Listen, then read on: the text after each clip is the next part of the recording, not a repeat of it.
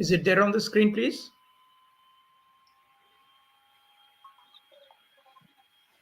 లేదు సార్ ఇంకా స్క్రీన్ రాలేదు. స్క్రీన్ షేర్ అవ్వలేదు.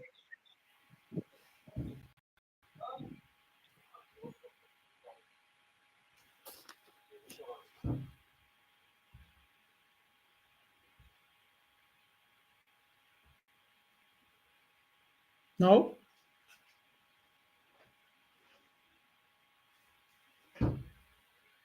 ఎస్ సార్ వస్తుంది.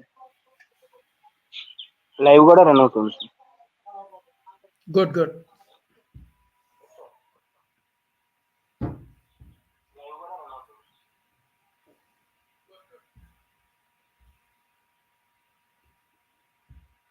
Hello, good morning, good afternoon, friends, all my student friends joining today, and also other friends who are on YouTube Live.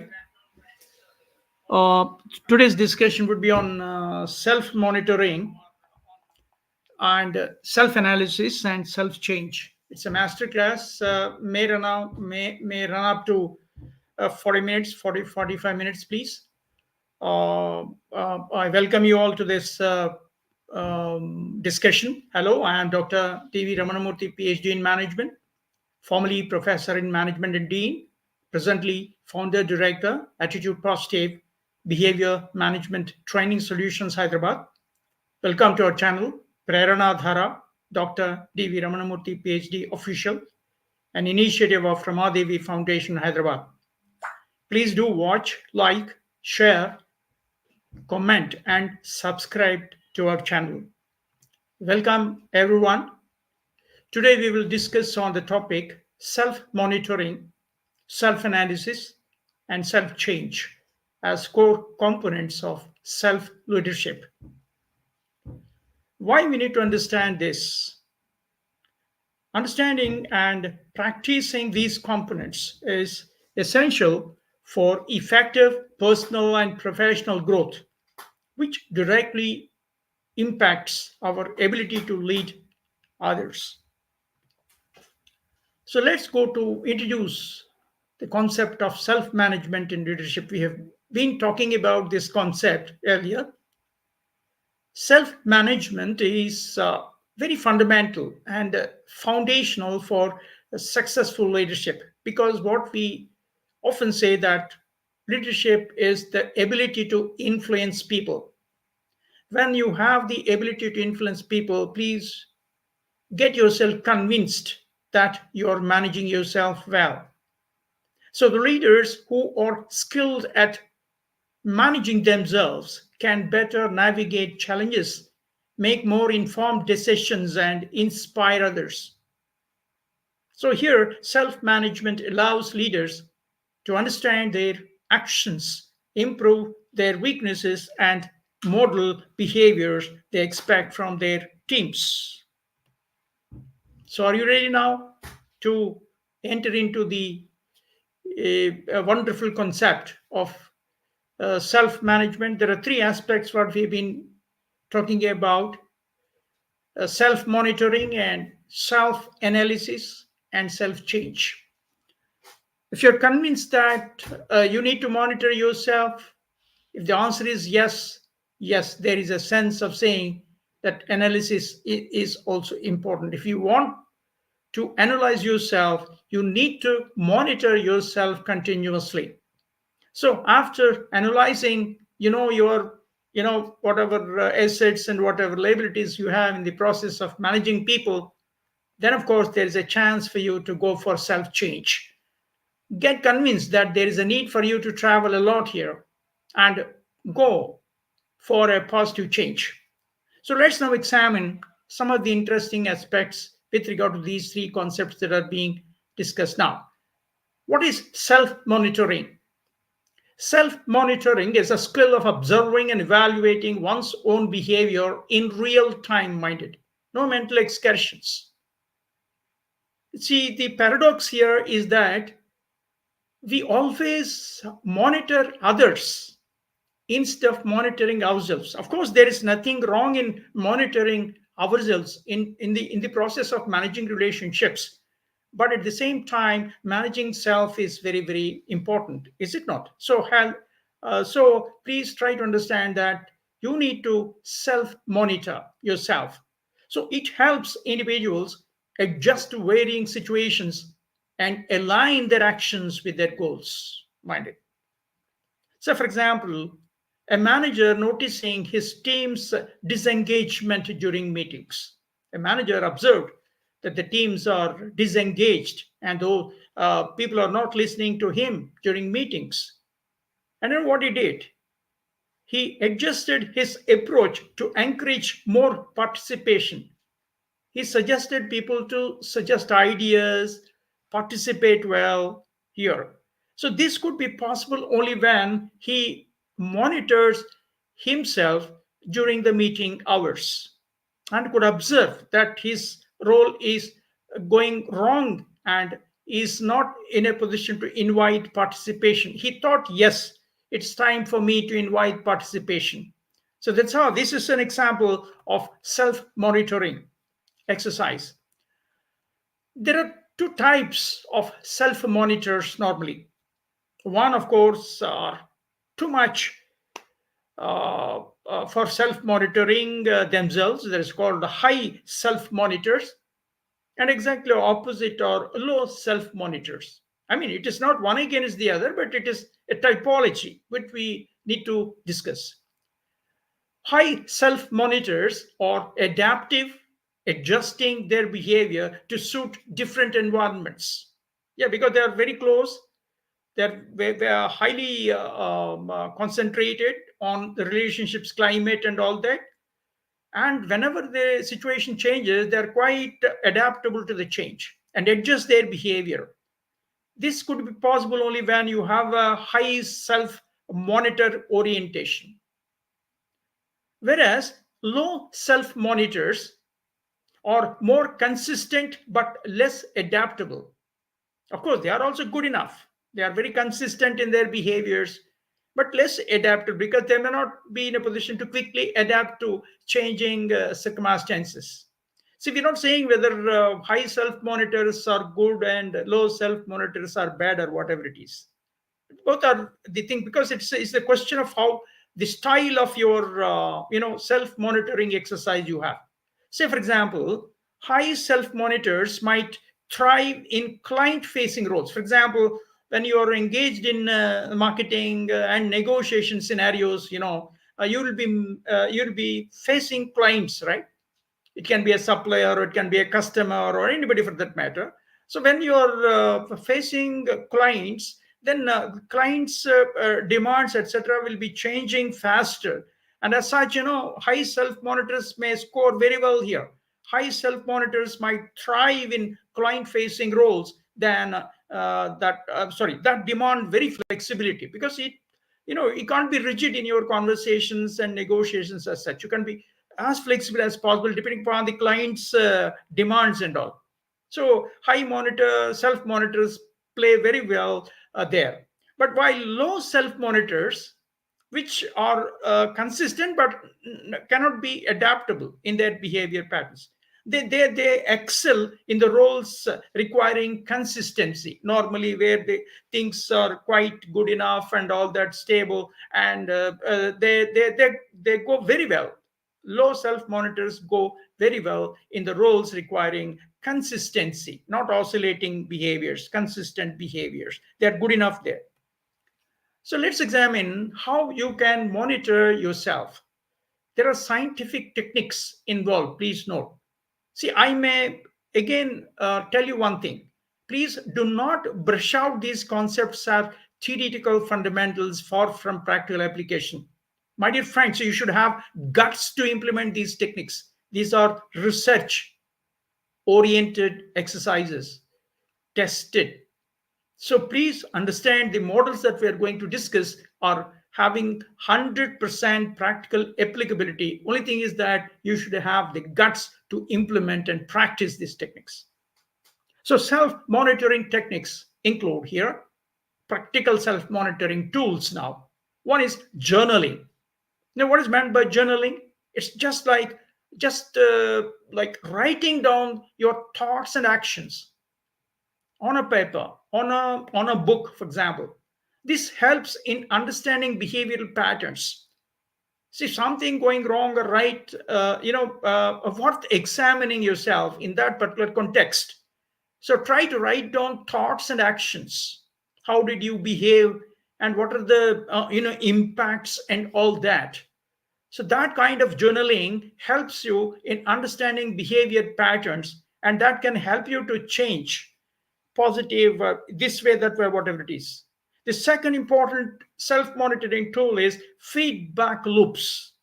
That means you should clearly get the feedback from your peers, that is equal status individuals, or from mentors, from gurus or whatever, senior officials. And this kind of regular feedback, that's why we say it's a feedback loop. Do not disconnect from this feedback, mind it. Of course, there sometimes there may be dishonest feedback, or maybe there, but you should be judicious enough in receiving this feedback and assess this feedback.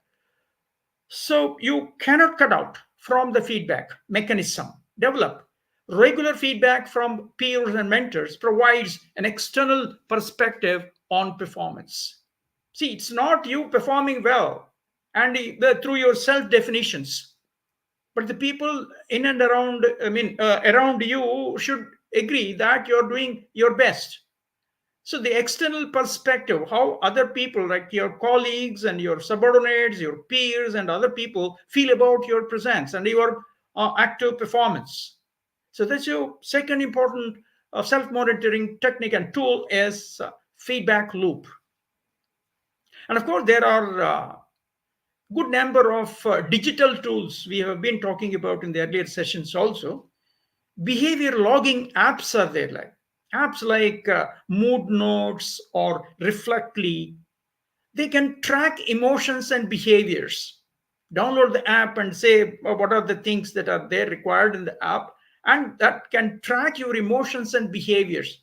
Of course, hypothetically, say you are behaving like this and your emotional overtones are like this, and the behavior modes you depict are like this. Please, these things, you can decode them and again take your own strategies. So take the help of behavior logging apps like mood notes or reflectly. Like, so for example, you try journaling daily, noting how you feel and acted in various situations. That homework, sincere homework, can help you a lot in monitoring yourself, whether you're going right or wrong in the direction given. So that's very interesting. The next comes after your self monitoring exercises systematically being done now. I mean, attempting to have a systematic thing, then your self analysis comes here. So if you're closely monitoring yourself, of course you will be getting a lot of feedbacks and you need to analyze yourself further. Yes, absolutely. So here comes the self analysis concept here. Self analysis goes very deeper, involving the evaluation of one's thoughts, values, and responses to various situations. Am I going right? Is my thought process okay? Am I following a well designed organizational values? And what are the responses I'm getting to various situations? So, this is a very important aspect. So, this introspective process, that's an internal journey. Examine to yourself, how am I doing right or wrong or whatever. So, this introspective process highlights areas where improvements is needed and allows leaders to align their actions with their values. So that's very important. You have a value, and how your actions can merge with the values stated in an organization. So, for example, say a leader could be reflecting on a feedback about their communication style, his communication style, and recognizing a need for clear messaging.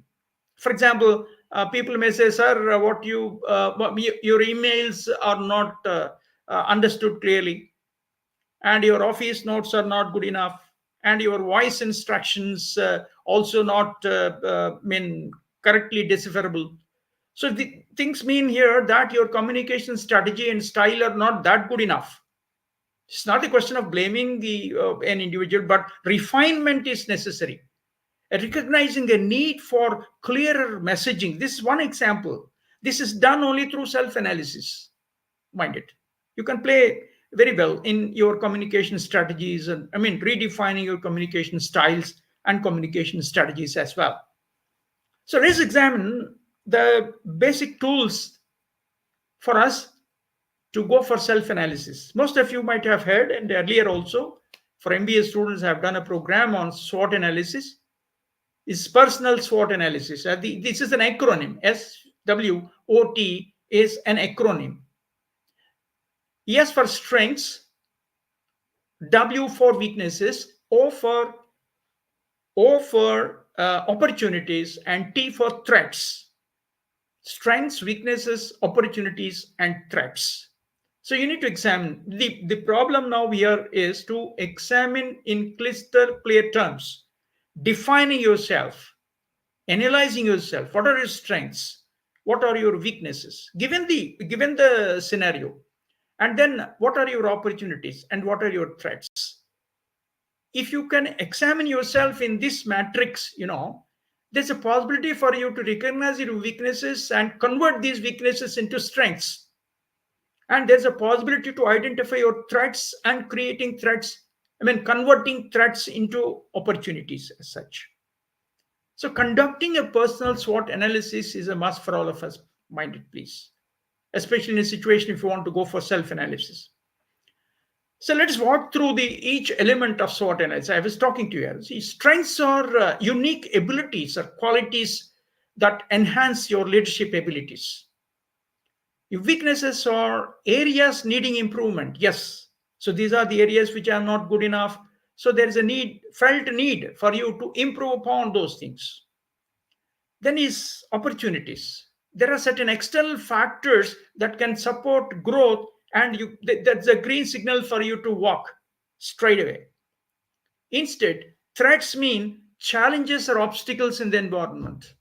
Yeah, you need to identify the challenges. Why I'm not in a position to grow well in the organization, or why I'm struggling in maintaining good relationships with my own co-employees and all that.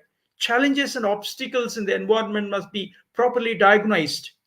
If you can diagnose them, then you can convert the threats into opportunities and go well on the ladder. For example, a leader must or may list effective communications as a strength, for example, and time management is as a weakness. So this is where, and he's good enough in communication strategies and communication styles and all that. This he maintains very good relationships, nice communication strategy, etc. But his time management is very weak, meaning he is not in a position to prioritize the things and all that, and becomes a tough thing for him to manage time. So this kind of a thing, helping them target specific goals for improvement. Here in this executive here, they're good enough in effective communications, but poor in time management. So the weakness must be converted into an opportunity. I'm sorry, of strength. How good I can manage my time. Am I clear what I'm saying? So you need to follow certain time management techniques in the process. So all this is possible only once you go for SWOT analysis. That's why it is important. Next comes here on relationships. The next a tool, self-analysis tool, is what we call Johari window. Joseph Luft and Harry Ingham, the two behavioral scientists, developed this.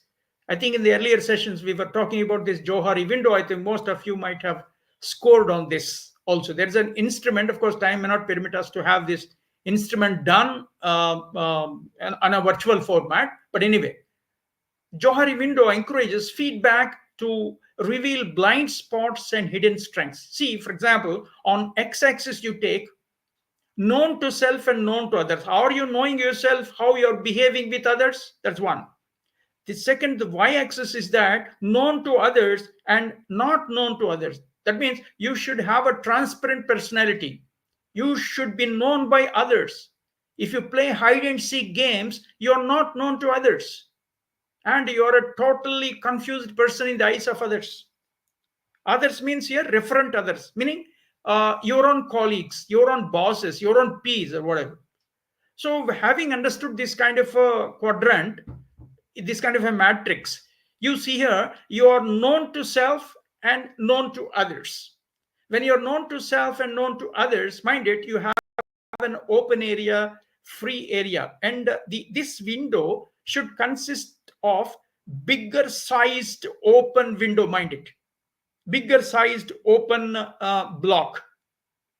Coming to the other second one, that's also numbered. You can find out from the slide that is presented there. Not known to self, known to others. Because you don't know how you're behaving with others, but others know about what are your weaknesses, strengths, and etc. etc. See, when you are not knowing yourself how to behave with others, you are blind. That's why it's called a blind area. You don't know how to behave with others because you don't know the strategies to behave with others, but others know you. Others know you about your strengths, weaknesses, how he or she behaves. But in this puzzling scenario, you should have you should block this blind area, cut down as much as possible. Let your open area widen so that you can cut down the blind area. You play blind, and the results will be, again, you don't know, you know pretty well that when you play blind, then results may vary. So now the third block here, you can come here, and known to self, not known to others. That's a very interesting aspect. You know how to behave positively with others, but your actions, words, etc. are not properly decoded by the other person. That's called not known to others. So what it means, you're hiding yourself. You have a hidden area. You're not so open. You're not open. When you're not open, absolutely, it's your hidden area. That's also very a problematic area. You have to cut down hidden area and increase your open area. Coming to the fourth block, not known to self and not known to others. This is an explosive area. God only can help these type of personalities. You're not known to yourself how to behave with others, and others also do not know about how you behave with them. So this is a very problematic area as such. So what Johari window suggests here, the strategy is to cut down your blind areas, unknown areas, hidden areas, and try to maximize open and free area in your Johari window. Of course, there is a structured reliability, validity tested questionnaire is available. Questionnaires are available. If you find time, you can check out and then identify your window. And the ideal window should be the one. Bigger size window block should be one. Please note here. Then applying this Johari window model I was just now discussing. Let's discuss each quadrant. Open area, as I've already told you, known to self and known to others. Blind area is known to others. Others know you, but you do not know yourself how you can take a strategy to function with others. Hidden area is that you know yourself, but hidden from others. Others do not clearly understand how you are functioning. That means you're not coming out in true colors. That's the problem. You're not coming out clearly with others. You're hiding yourself. That's a hidden area. Unknown area is the problem, a puzzling personality, unknown both to self and others. So that's a useless personality for that matter. So what is the practical use of this Johari window model is that it suggests that you need to reduce blind spots through feedback, improve self-awareness, and strengthens relationship. Here, there are two aspects that we need to answer here again. That is receiving feedback and giving feedback. See, when you want to receive feedback, yes, you know how you're functioning. At the same time, you give feedback also, soliciting feedback and giving feedback, both. You can also talk to them. See, this is the problem, what I want, the problem with you. So I want this clarification, this, that, and all that. So you give a feedback, and you also receive the feedback from others, in the sense that you should know how you are behaving with others, because after all, it's a relationship climate. You need to be good enough. So this is one interesting aspect. Example here is that, say for example, a manager may learn through feedback that they come across as unapproachable. That means people think that this manager is unapproachable. How do you get this information? You get this information from the feedback. So what to do? You need to correct. Yes, absolutely. If you don't correct, what may happen is this hinders the team communication. Team will not be free enough in mingling with you, in conversing with you. They are thinking that this manager is unapproachable. How the manager could get this information through feedback. So then what the manager need to do, has to correct himself. If he do not correct himself, this will hinder team communication. So what the strategy the manager should adopt? Make it more convenient for them in conversations to approach freely the manager and converse. So whatever barriers, psychological barriers or whatever, try to cut down those barriers of communication. Mingle with your own subordinates and team of people very well, good enough, and that can help you to help solve this problem. Yeah, that's what it means. So then again, another important area of self-analysis is that emotional intelligence tests are there. Of course, Daniel Goleman's instrument is there, which can also be suggested for you if you happen to have the tool available, and test yourself there. And you should also have the self-regulation and empathetic behavior. You should be self-aware, and you should also have self-regulation. You should have empathetic behavior. That means you need to understand others perspective in the process of answering very many issues, because that's very critical for leadership again. So that's very important aspect. So we were talking about three things now: emotional intelligence, and the Johari window, and your personal SWOT analysis. Now, having done that exercise, yes, you're ready to go for self monitoring, and you're ready to go for self analysis. Then, after that, what is that you want to do? Are you interested to go for self change, change in attitudes and actions? Here, if your answer is no, you're wasting too much of time on self analysis and self monitoring and self analysis. Please do not do that, for heaven's sake, if you're not convinced about that. So this is a consequential, third essential step is to go for self change. Understand where I need to move, which way I need to move, which way I need to change. So self change as the willingness and commitment to modify behavior and attitudes, mind it, very, very important. Are you convinced here? Makes sense? Yes, of course. You should be willing, and you should have 100% commitment to modify your behavior or modify your attitudes for better alignment with the goals, organizational goals and group goals as well. So it's a very daring step. You need to move.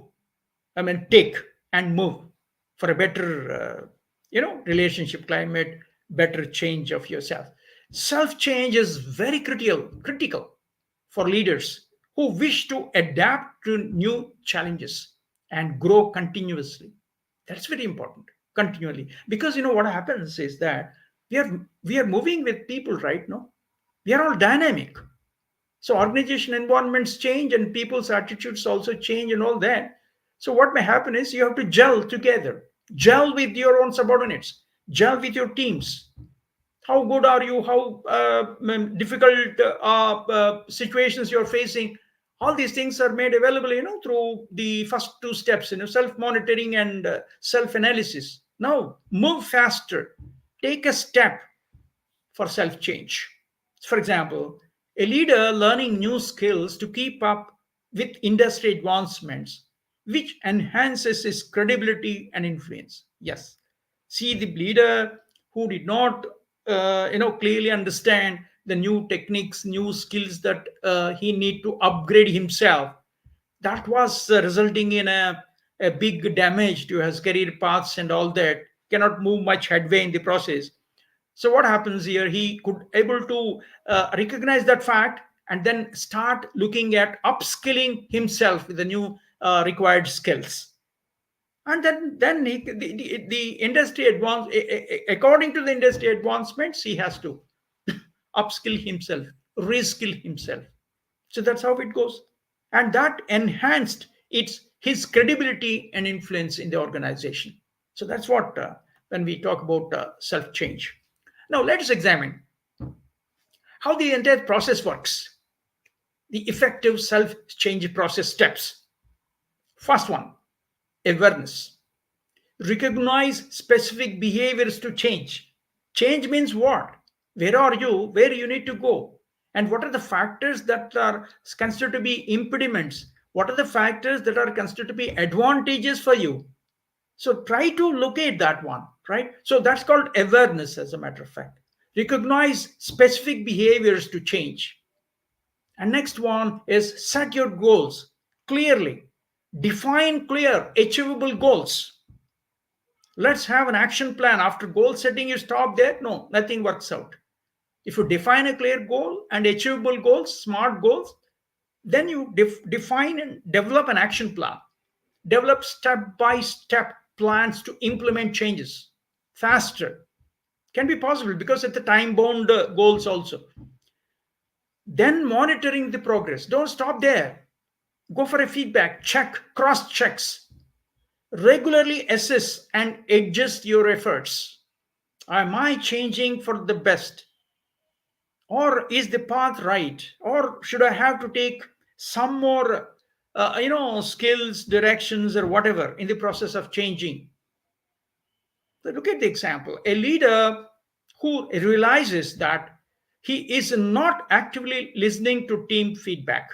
See, he recognized the fact that he is having a very poor listening habit. Very poor listening habit. Maybe because of the fact that he is a boss and he takes mental excursions and all that. There is no free listening that is taking place. And because when he is not in a position to listen well, his relationship climate can definitely get disturbed 100%. So now what he did in the process of self-change, examine. He sets a goal to improve and develop a plan to encourage open communication. You should get into the habit of listening more and more and more. What happens here? He has to encourage open communication. Yes, asking more people to come and explain what is what. Encouraged open communication.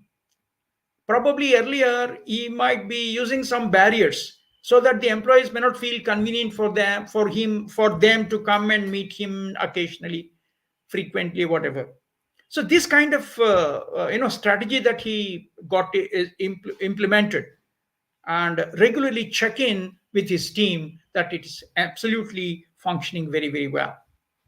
Then, of course, when we talk about goal setting processes, of course, when you take up for detailed discussion the next coming session on personal goal setting process and other things, strategies that are involved, we'll be discussing in detail there. But I just would like to hint on this smart goal setting for self change. Goals are goals in a way, but then you should not have a distance goal and which is not visible for you, and the time frame is not fixed, and the goal is not very specific. It's a generalized version of a goal and all. This becomes a very problem area for you to walk through the change. Mind it, where to change, which way, which path you need to adopt. All these things become a question mark if you do not have this kind of a smart goal setting process in its place. What are these? SMART is an acronym. S means specific. Clearly define the objective. Very clearly define the objective. Second one, measurable. Set indicators of progress, because you need to know whether we have achieved it or not. What are the indicators by saying which can help you to say yes, you have progressed well, or you have not progressed well as indicated. So that's called measurability. Third one is achievable. Ensure goals are realistic minded. Very, very realistic goals can only be achieved. You can't make out a big goals which are not achievable and struggle a lot in the process of achievement, because the achievement itself is a big question mark there, because you're not set goals which are achievable as such. Ensure goals are realistic. Don't hypothesize. Realistic. And they must be relevant. What is the goal you're fixing? It must be relevant for your relationships, for your organizational objectives, for your growth process. All the goals must align with your personal goals as well as organizational goals and objectives. And one more thing, T is for time bound. Set a deadline. Don't fix distant goals. Mind it. Take an example. A leader may set a goal like improve delegation skills within 3 months. See, unimportant tasks can be delegated, but this leader might be having a problem of delegating everything on its head. He wants to maintain everything on its head, and as a result of which, there's a biggest problem he is facing. So he is interested to improve his delegation skills, identify the smart employees, and give them these tasks so that he can get rid of the unimportant thing and he can take only important things. So within 3 months, by assigning new task per week to team members. See this. He has taken a time period of 3 months, and every employee is given a new task. And after 3 months, he examines whether this person has done well or not. So that's how you can identify who are the best fitting subordinates who can be delegated with the work. So this is what we call specific, measurable, and time bound goals that is to be fixed here.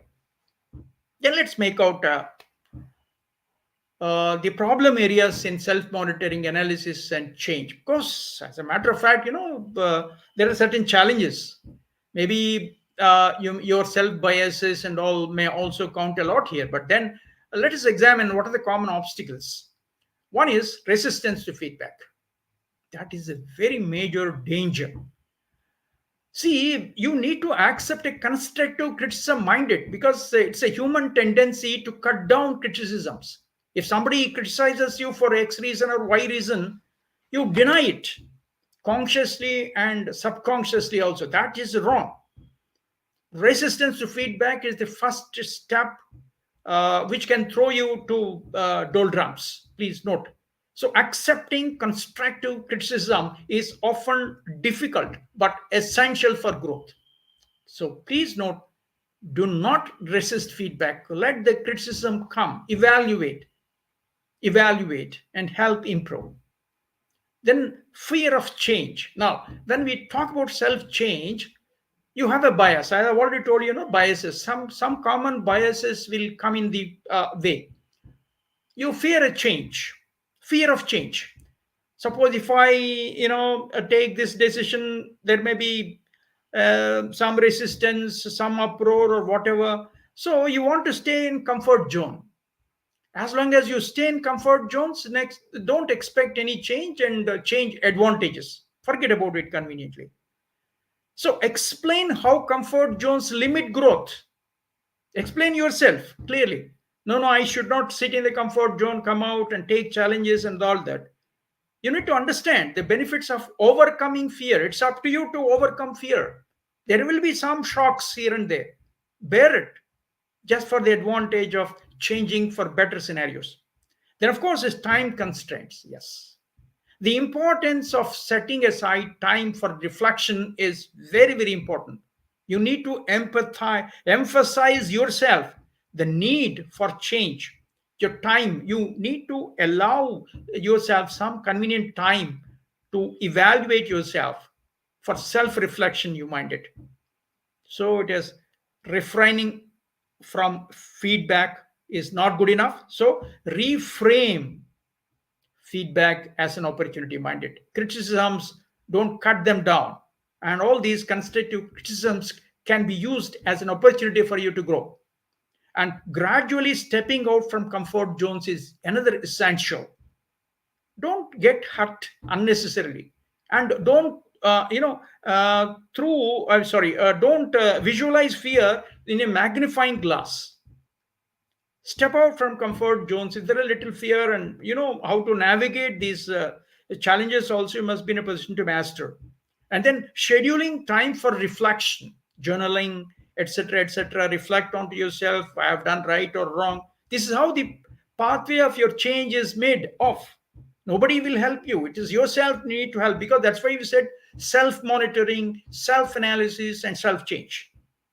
See, if you take few minutes of your time, at least a day, to self monitor, self analyze, then there's a need for you to strategize yourself for a self change.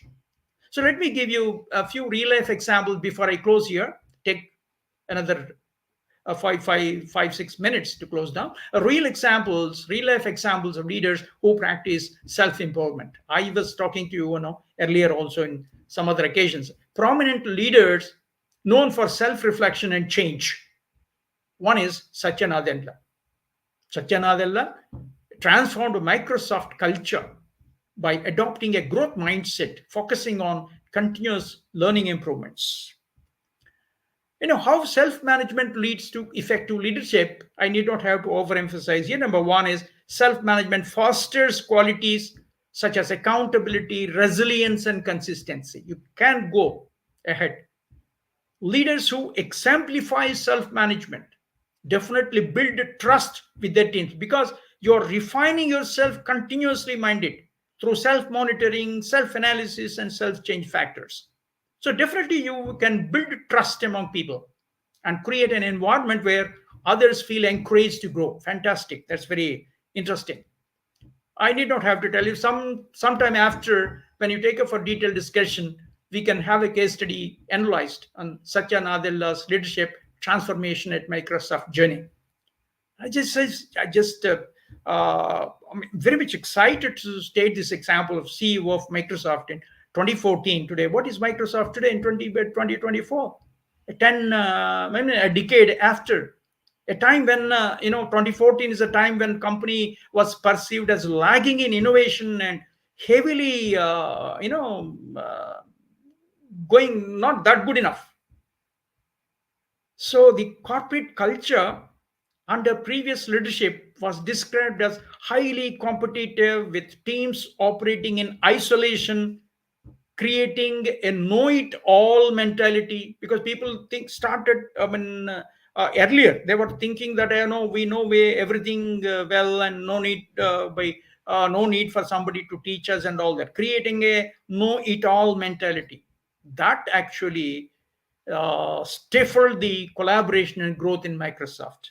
And after his entry, Nadella self-reflection and personal growth, Nadella realized that to turn Microsoft into a fast-forward thinking and innovative company. So the growth with the growth mindset, self-reflected growth mindset, a concept popularized by psychologist Carol Dweck, which emphasizes the belief that abilities can be developed through dedication and hard work. Are you convinced about this? For self monitoring, self analysis, and then, of course, you're convinced about your self change. Mind it, it is very important for you to answer these issues as a challenge. So I stop here. Thank you very much for your very patient listening. Now the floor is open for any questions.